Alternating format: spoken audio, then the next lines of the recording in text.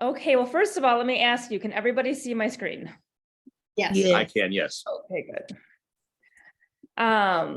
Today we are going over the closing of buyer's property contingency, the bump clause, and secondary offers.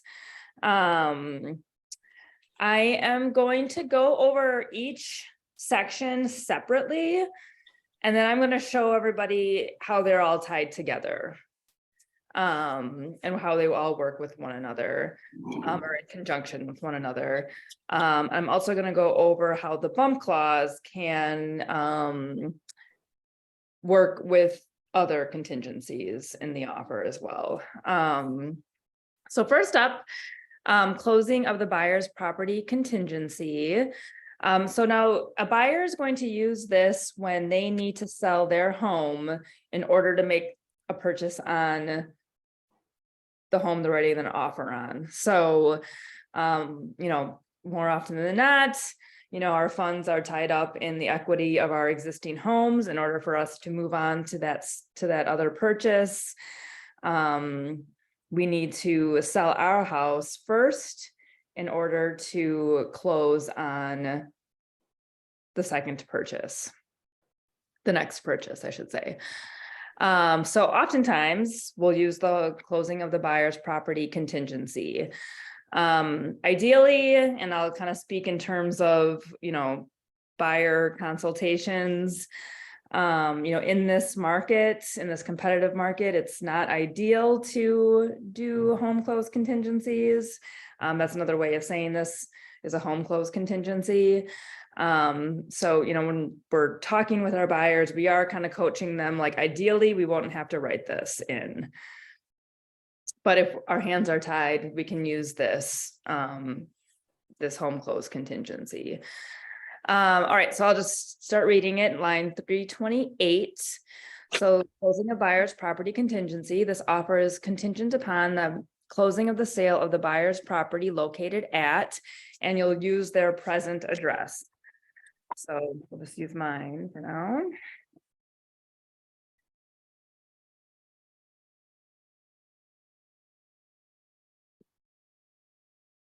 No later than, and then you're going to pick a deadline.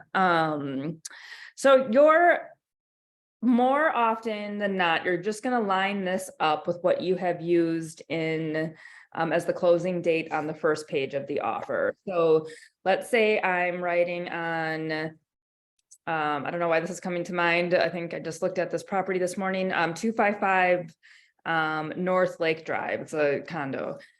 So let's say I'm writing on 255 North Lake Drive, and I put in a closing date of March 31st. The deadline for the closing date of my current home is going to match the closing date named on the first page. Sometimes, let's say you're writing this offer knowing that there's an accepted offer on your current home already, and you know what that closing date is, you could match that, you could put that there. So it doesn't always have to line up so that the closing date named on the first page is the deadline for the closing of the current home. It doesn't necessarily have to work out that way, but more often than not, it just generally will.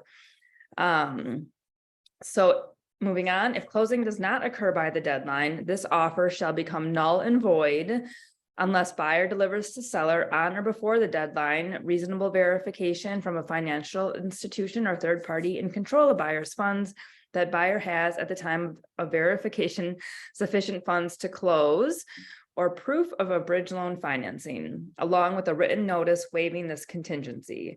Delivery of verification or proof of bridge loan shall not extend the closing date for this offer. So this is kind of nice. This is actually Really? Oh, is there a question? Oh, so it's black and white that if closing does not occur by the date of the deadline, the offer shall become null and void, which is great in my opinion. I think that it was, I can't remember how it used to read, but this makes it a lot more clearer. If it doesn't close, Leah, do you have a question? Yeah, I was gonna wait for you to finish your explanation. I was just wondering if the house, your current home, is under contract, do you have to, is it required to mark this box? It's, it is if they need to, well, it's a huge risk if they don't. So, Okay, if they need the money out of their equity, if they need the equity funds to close on the next home, and there's an accepted offer on their current home, that's great, in that it's a lot more digestible for the seller to accept this if they know that, you know, let's say you're through all the contingencies on your current home and now okay, you're writing an offer on the next one. But I would say that it is still it's still so risky not to include a home close contingency if your buyer needs the money out of their home. okay. Just in case it falls through at the last minute. Exactly. Okay. So, that would never be advisable. So, Okay, okay, again, so if closing does not occur, this offer shall become null and void unless the buyer delivers to seller. So let's just stop there. The offer shall become null and void. Now let's say, buyer is able to obtain a bridge loan. They were able to, coordinate with their lender and are able to use the funds in their home, the equity in their home, to purchase the next home without closing. So that would be a conversation with the lender, with their lender, of course, but kind of using Leah's example, let's say it falls apart at the last minute, the accepted offer on the current home, it might be possible that the buyer can still tap into their equity and do what's called a bridge loan. So, but it is stating in this provision, in the contingency, that we must provide evidence of that bridge loan to the seller and waive the home close contingency if the property, the current home, does not close. So it's pretty black and white. It used to be, again, like a lot more gray on what would happen if that closing deadline came and went. Yeah,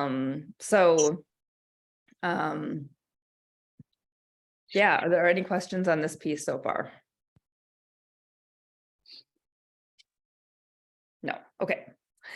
Well, then we'll move on to the bump clause. So a bump clause is used more often than not. It is used with the home close contingency. And a good way to think about this is that a buyer would want to include what's called a bump clause when using the home close contingency to make it more enticing for that seller to accept their offer.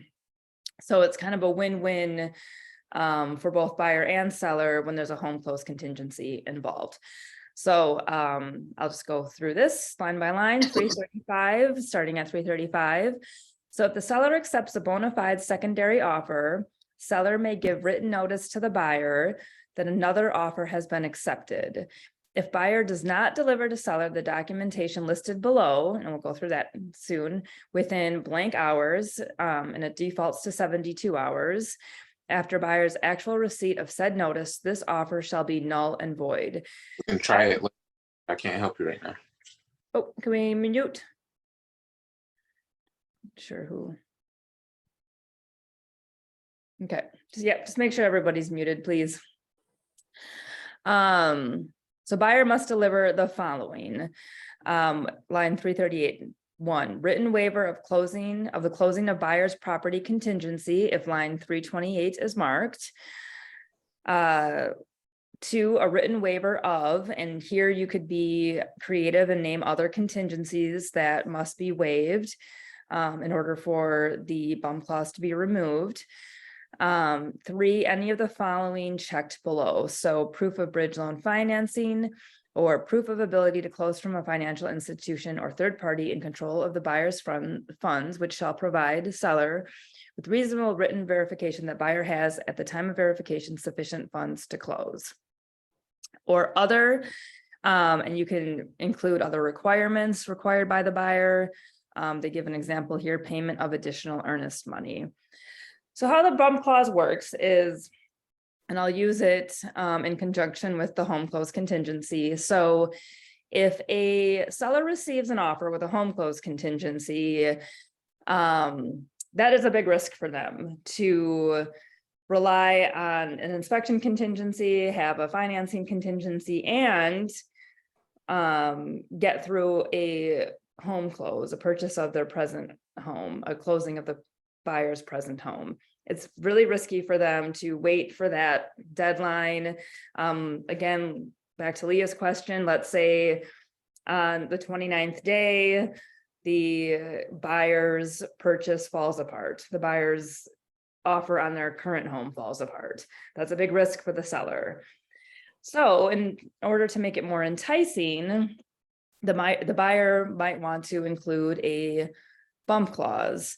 So what this does is that the seller has this accepted offer, they accept this offer with the home close contingency, but the seller at any time may receive a secondary offer from another party. With the bump clause, the seller is able to actively market their property, meaning they can keep it active in the MLS, and communicate to the public where, you know, this home is very much able to receive offers, and your offer might go somewhere if we receive a secondary offer. So, you know, listing agent is going to be, again, looking for secondary offers, still marketing the home. And if a secondary offer does come in now for this seller, they can now go to the buyer and say to them, you have, and on line 336, you've got 72 hours to lift your home close contingency, or we're going to be releasing you from primary position and moving on to the secondary buyer. So again, this kind of gives them more peace of mind accepting this offer with the home close contingency, so that they can still, you know, again, receive another offer that might be better, or just it's a little bit less risky for them to sit on hold while this property does or does not sell, you know, does or does not close. So in practice, again, we'll receive this secondary offer. Seller accepts the secondary offer. They're going to go to the primary buyer and say to them, now you've got 72 hours to deliver the written waiver of the closing of buyer's property contingency. I want to see written waiver of the financing contingency. That's just an example. Or more often than not, I want to see proof of that bridge loan financing, or proof of ability to close from your financial institution, in order for me to feel comfortable moving through with you as the primary buyer. So now that buyer has, you know, again, 72 hours to get in touch with their lender, you know, make their own decisions about how they want to move forward.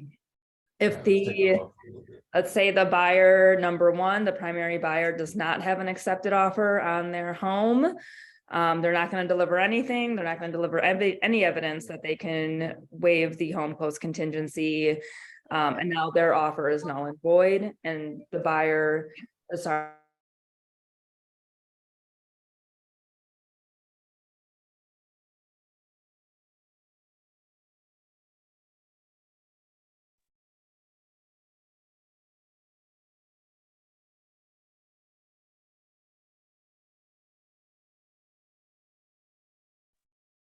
Steph, you muted.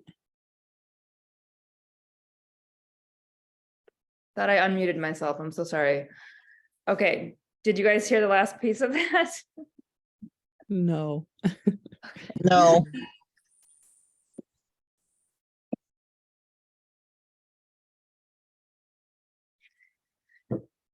Well, I don't know what you didn't hear, so I'll just, I'll just, repeat that. I'm so sorry. So in practice, if a seller receives a secondary offer, again, they're gonna go to the primary buyer and say to them, we need you to lift your home close contingency within the 72 hours. Provide us the proper evidence that you are able to close on the loan without having to sell your house. If the primary buyer is not able to provide that evidence, then this offer is null and void, and the seller is going to move on to the secondary buyer and move them into primary position. So again, this is a way for this home close contingency to be more digestible and more give the seller more peace of mind in accepting this offer with the home close contingency. Any questions on how a bump clause works? Yes, I have a question. All right. So it says 72 hours, that is default. Is that really typically how long people leave it as, or do they change it often to less? Yes, we have, usually it's 24 hours, 48 hours, or 72 hours. And, 24 hours is really aggressive. Maybe a seller, in competition, maybe they end up accepting a home close contingency in competition, but they want to only give the buyer 24 hours to lift the home close contingency. So it is aggressive. On a tight timeline, but that's definitely, we've definitely seen that being written for sure. So, Okay, yeah, if the seller, from the seller's perspective, they don't want to hold out for 72 hours to see if that buyer is going to lift their home close contingency. They want to know fast, if they're going to be, if they're going to be moving on to a secondary buyer or not. So. okay. you. Yeah, let me look in the chat too.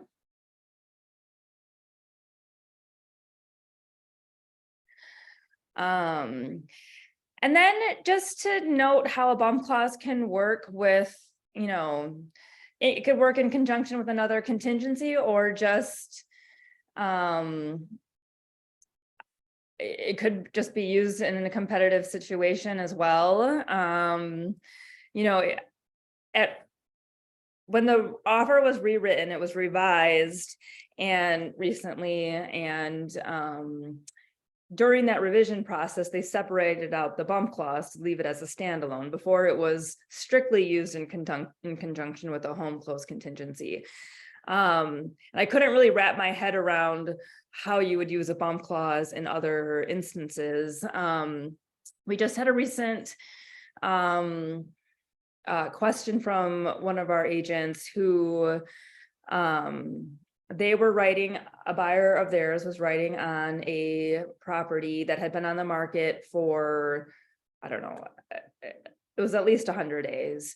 And the home needed a lot of work. And they weren't comfortable moving forward unless they got, a full scope of estimates, a full scope of repairs on how much it would cost to bring the home up to their standards. And since this home had been sitting there for so long, they thought, well, let's just try it. Let's, put in a contingency that states that we want to have 15 days to gather as many estimates as possible, make sure that this dollar amount falls under a certain threshold. We don't want to spend any more than $75,000 fixing this house up. So if those estimates come in at that under that $75,000 threshold, we're comfortable moving forward. If it falls over that, we're not. And the seller, from the seller's perspective, they weren't receiving any offers. They were inclined to accept an offer like this, but they also didn't want to hold themselves up for 15 days while the buyer figured this out. So that was a good example of, let's make this enticing for the seller to accept this offer while we gather these estimates, and we'll allow them to still mark the property, accept a secondary offer, and possibly bump us if we don't have our act together. If we don't have all of the estimates in, let's say they were trying to obtain 5 estimates and they were going to get bumped and they only had 3 in, then the buyer's going to have to make a decision on, all right, we've got 3 of the 5 estimates, we're comfortable moving forward. Or we don't have as much information as we want to have in order to make this ideal for us. So we're just gonna let this go and let the seller move on to the other buyer. So I don't know if they ended up writing it in that way, but that was just an example of where a bump clause could be used outside of using it for a home close contingency. In a competitive situation, I haven't seen it used yet. I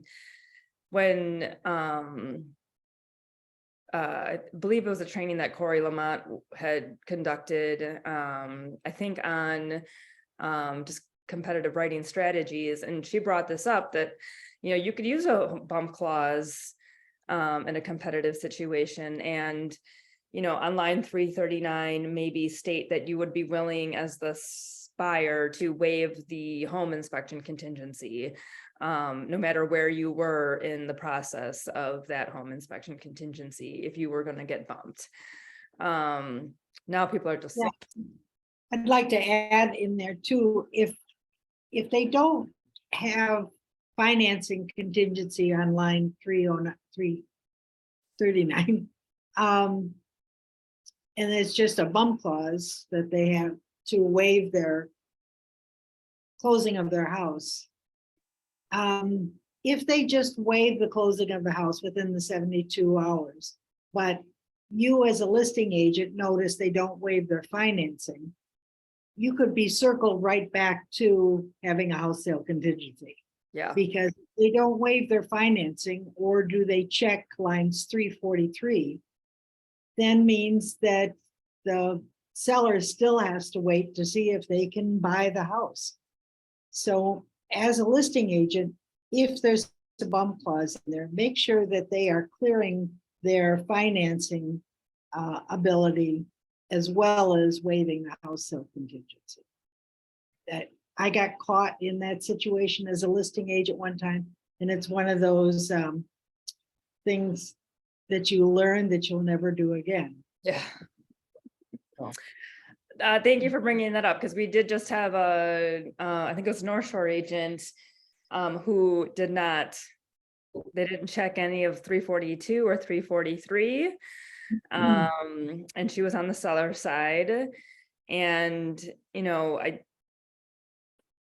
just, again, I mean, it didn't become an issue, but we had to point it out to her, just in the future when we're countering these or including a bump clause, in order to protect our sellers, we need to make sure that that buyer is providing that evidence that they actually can close. Because as Joni said, you're just going to be right back in the same position. So very important to make sure that we're checking 342 or 343. If there are no other questions, I'll move to the secondary offer, which I kind of already touched on. Wait. Before you move on, can you Yes. please just clarify a little bit more the example Joan just gave? You said to make sure they can, So the financing is still there. yeah, so let's say if we didn't include any written waiver of the financing contingency on line 339, or checked that the buyer had to provide proof of bridge loan financing, or another form of their ability to close. If the seller went to the primary buyer and said, you've got 72 hours to lift your home close contingency, and all they had to provide was a written waiver of the closing of the buyer's property contingency, Okay. without having to provide evidence of that bridge loan Gotcha. financing, then the seller could still be at risk because the buyer could just come back and say, we couldn't obtain Mm-hmm. financing because we couldn't close on our home. And that would Okay, be a got it. legitimate way for them to still get out. So you're just kind And of, I just- So you, go ahead. well, I just noticed too, on line 337, that the contract says buyer must deliver the following. And it's either 1, 2, or 3. So that's new in the change of the offer too, that Mm. there's, you must deliver one of these things. So if you click 2, you're waiving the closing of your house, but you must deliver the closing of the house plus or have the option of a written waiver of financing or whatever, or proof of bridge loan or proof of funds. Okay, got it. Thank you. Okay, good question. Thank you. So the secondary offer now, I'm going to preface this by saying that a secondary offer, a buyer can write a secondary offer on a home that doesn't necessarily have a home close contingency or a bump clause associated with it. So hopefully that made sense, but I'll explain further as we go through it. But outside of a home close contingency and outside of the bump clause, a buyer may write a secondary offer on a home that already has an accepted offer. Starting at line 348, this offer is secondary to a prior accepted offer. This offer shall become primary upon delivery of written notice to buyer that this offer is primary. Unless otherwise provided, seller is not obligated to give buyer notice prior to any deadline, nor is any particular secondary buyer given the right to be made primary ahead of other secondary buyers. Buyer may declare this offer null and void by delivering written notice of withdrawal to seller prior to delivery of seller's notice that this offer is primary. Buyer may not deliver notice of withdrawal earlier than blank days 7 is what it defaults to after acceptance of this offer. All other offer deadlines that run from acceptance shall run from the time this offer becomes primary. So let me go through all of that. Let's say I have identified my dream home and there's an accepted offer on the home already. And I am willing to take the risk that that first offer is going to fall apart. So I'm going to instruct my agent to write an offer regardless and hope that I get a secondary accepted offer. Again, with the hope that that first offer is going to fall apart. So you're going to write in practice, you're going to write the offer the same way as you normally would, except now as an agent, you're going to mark an X at the box on line 348, marking that it's an accepted secondary offer, or marking that it's a secondary offer. Buyer or seller and the potential secondary buyer will still negotiate the offer the same way, except now that once it's accepted, this buyer now is just going to hang out until if the first buyer first offer falls apart. So first line, how the offer becomes primary is that the seller will deliver a written notice to the buyer that the offer is primary. So that's the official method of making a secondary offer a primary offer. Unless otherwise provided, the seller is not obligated to give buyer a notice prior to any deadline. nor, and then this is key, is any particular secondary buyer given the right to be made primary ahead of other secondary buyers. So a seller who has a primary accepted offer can accept as many secondary offers as they want. And if their first offer falls apart, they can choose whichever secondary accepted offer they want. Meaning, where there's some confusion is that some agents think that, oh, if I had the first accepted secondary offer, then that means mine is automatically first in line. It does not mean that. So a seller can accept as many secondary offers and have a pool of 5 accepted secondary offers. And then if that first offer falls apart, they can pick whatever one they want. In a minute, I'll let you know how we can alter that language as a buyer's agent from the buyer's perspective.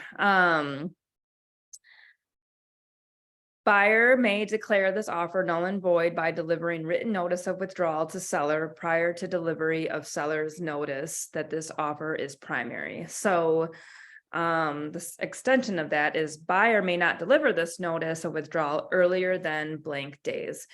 So let's say it's at that default, we'll say it's 7 days.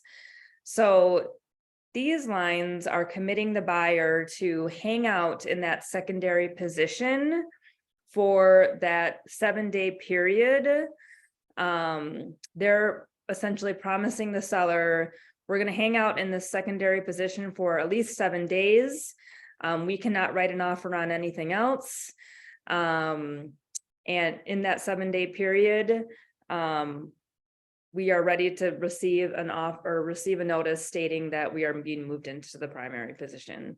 Once that 7 days comes and goes, the buyer is still in secondary position and they can hang out in secondary position for as long as they want to. But now the buyer has the option of delivering a notice to the seller stating they want to withdraw from secondary position. So practically speaking, it is more advantageous for a buyer to only hang out in secondary position, or commit, I should say, to hanging out in secondary position for a short number of days.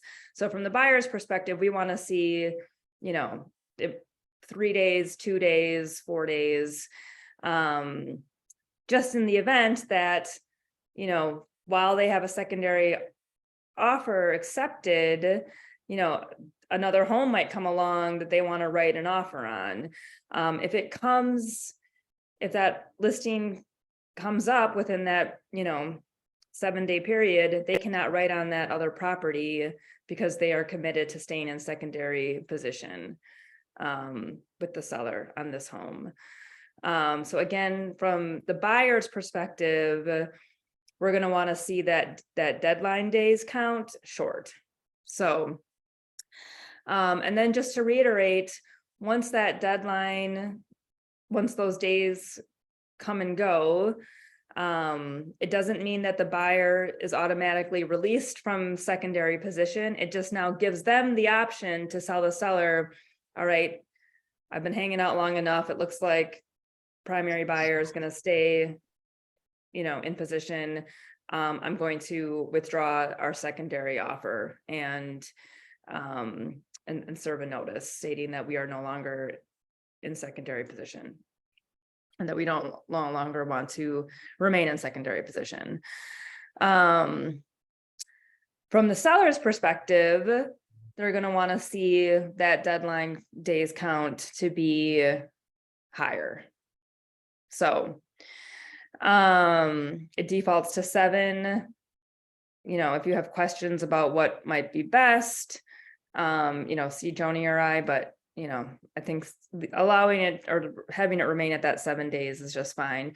But also a lot of this would be filled in and informed by conversations with the listing agent. So now let's kind of tie this in with the bump clause and the home close contingency. So let's say you are writing a secondary offer on a home that has a bump clause.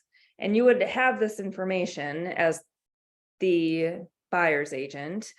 You would know that there's a bump clause in place before writing this offer.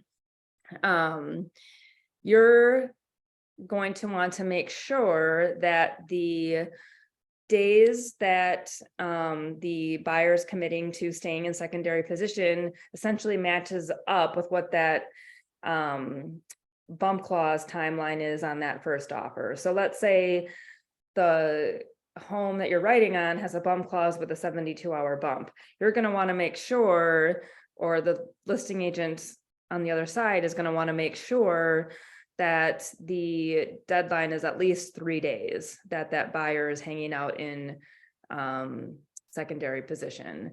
Because again, in practice now, let's say the secondary offer is accepted, buyers committing to at least 3 days or 4 days, you know, again, better, longer for the seller. The seller is going to accept this offer. The buyer's committing now to 4 days of hanging out in secondary position. Now this seller, the seller is now going to go to the primary buyer and say, you've got that 72 hours now to lift your home close contingency.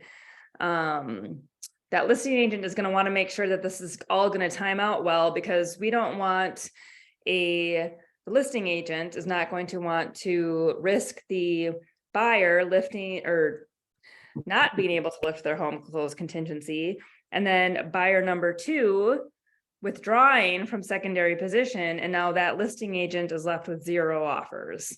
So it's all going to be communication with the listing agent on how long that deadline has to be. So kind of going back to how this works with the home close contingency as a secondary buyer. So secondary buyer has the accepted offer, listing agent goes to buyer number 1, says you have 72 hours to lift your home close contingency. Buyer number 2 now is hanging out, waiting to see if that home close contingency is going to be lifted. Buyer number 1 is able to lift their home close contingency per the terms of the bump clause. They now go back to buyer number 2 and say, well, we can release you from secondary position. Buyer number 1 is able to go to closing. Or buyer number 1 is not able to lift their home close contingency. Now that offer is going to be cambered out. Now the seller is going to come to buyer number 2, and they're going to serve a notice stating that this offer is now primary. From the day that that notice is delivered is when the deadlines from the secondary offer will start. So that's another question that we get often. If there's a secondary buyer, a secondary offer, do I have to turn in my earnest money right away? Do I have to schedule an inspection contingent or an inspection? No, you're not going to start work on that offer unless it's moved into primary position. And that's indicated again on line 353. All other offer deadlines that run from acceptance shall run from the time this offer becomes primary. So really, when as a secondary buyer, you're really just again kind of hanging out, hoping that the first buyer goes away so that you're moved into the primary position. I would say it's more often the case that a secondary offer is only being written on listings that have accepted offers with bump clauses. Although in this market, we did see a lot of secondary offers being written just due to low inventory. So, you know, those buyers who are not able to find anything else were just kind of willing to write a secondary offer because there was no other inventory to write on.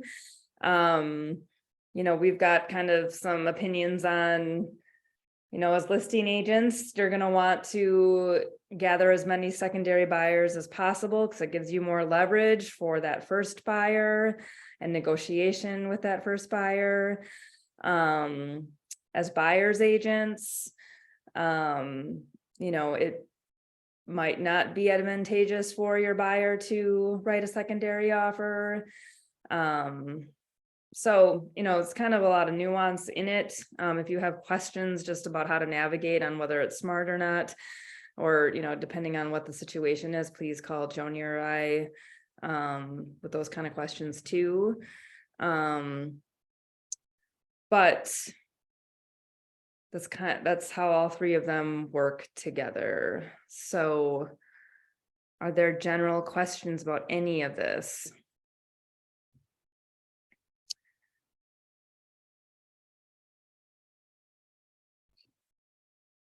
It can get a little confusing. One of the things that you have to realize is that as the listing agent, you cannot share any terms of the primary offer except the fact that it has a bump clause.